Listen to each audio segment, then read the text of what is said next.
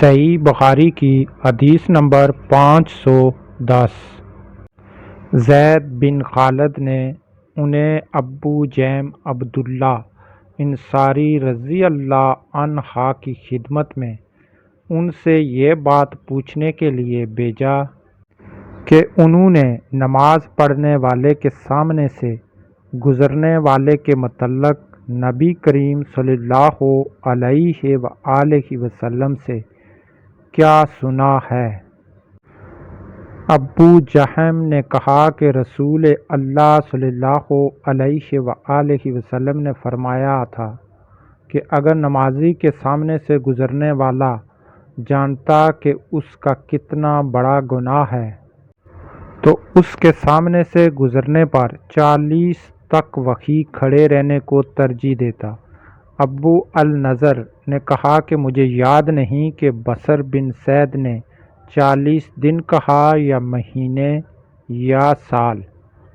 اس حدیث سے ثابت ہو جاتا ہے کہ نمازی کے آگے سے گزرنا بہت بڑا گناہ ہے، لہذا جب تک اس کی نماز کمپلیٹ نہ ہو جائے آپ ویٹ کریں اس کے آگے سے گزرنے کے لیے۔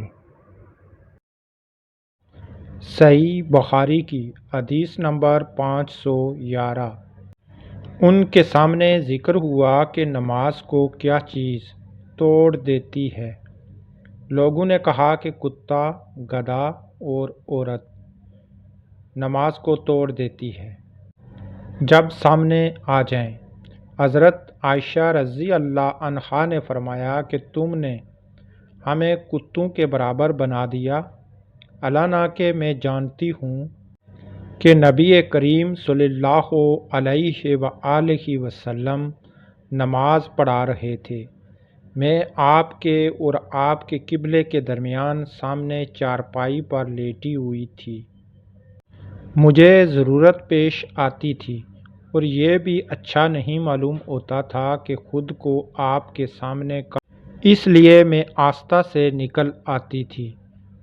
امش نے ابراہیم سے، انہوں نے اسود سے، انہوں نے عائشہ رضی اللہ عنہا سے اسی طرح یہ حدیث بیان کی۔ اس حدیث میں حضرت عائشہ رضی اللہ عنہا نے فرمایا کہ جب نبی کریم صلی اللہ علیہ وآلہ وسلم نماز پڑھا رہے تھے، میں ان کے اور قبلے کے درمیان لیٹی ہوئی تھی، لیکن کتنا فاصلہ تھا یہ کنفرم نہیں۔ اس سے پہلی حدیث میں